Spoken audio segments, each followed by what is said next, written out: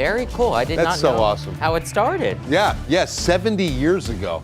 Just a little misprint on a phone number, and that kid was not disappointed. Not at all. That's really cool. I remember one night on a Christmas Eve years ago, and I was showing the radar, tracking Santa, and I said, oh, well, it looks like he can't land anywhere near here because too many kids are still awake. And I got a lot of emails saying, thank you. They went right to bed. After that, they're like, I'm going to bed right now. I'm going. Santa's got to stop. Yeah. But if Santa's stopping here next week, I think Nate said last night he's going to have to bring some shorts. I'm telling you, bring the swim trunks. It's going to be so warm for Santa and for all of us. This will be one of the warmest Christmases we've had in years. Let's begin there and show you the Christmas weather waiting for us next week. It is a warm one with 78 or 79 on Christmas Eve, and then Christmas Day, no big change at all. Upper 70s, flirting with 80 as we celebrate Jesus' birthday. All right, take a look. The San Antonio weather, I mean, even heading into the weekend, we're going to be above average by only about 4 degrees tomorrow. But then look at Sunday, jumping near 80 degrees, and then 72 on Monday. And you can see once we get into the eve of Christmas Eve, we're upper 70s and flirting with 80 for several days, some 14 to 15 degrees above average. And we're not alone.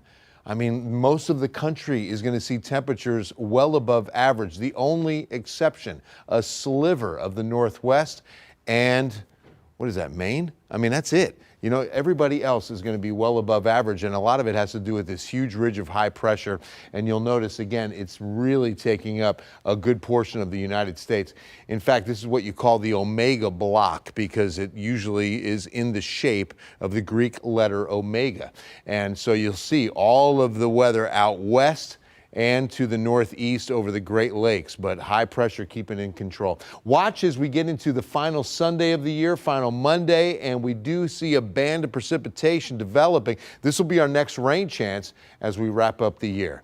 Not a cloud in the sky overlooking downtown. It is a beautiful afternoon, 68. We've got a south wind now at about 10 miles per hour after spending most of the day in a north wind, and that West Texas to even almost Arizona dew point right now at only 24.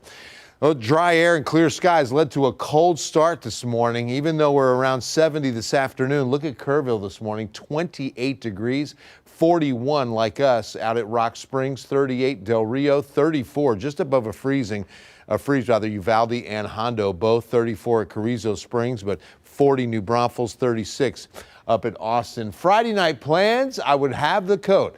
Once we get the sun down, we're going to be hitting 50s as early as 6:30 or 7 o'clock. You definitely want a coat for that. But it's a south wind, so it won't be a wind chill. But that 60-degree mark is always the one where you want a light sweater or at least a coat to wear. And then we won't go much farther than that. I think lower 40s across the hill country, maybe a few isolated upper 30s as we go to about 48 or 49 in the city. 14-day forecast time, lots of 70s. In fact, several days where we're flirting with 80 degrees. 77 tomorrow, 73 Sunday, and then upper 70s all the way through Christmas and the day after. Rain chance will come in as we get this front through on Sunday the 28th. And as we wrap up the year and head into 2026, you'll see we do cool down to some seasonal averages of lower to mid 60s, but the mornings will stay above freezing. In fact, only one 30-degree morning is in the forecast, and that's going to be the final day of the year.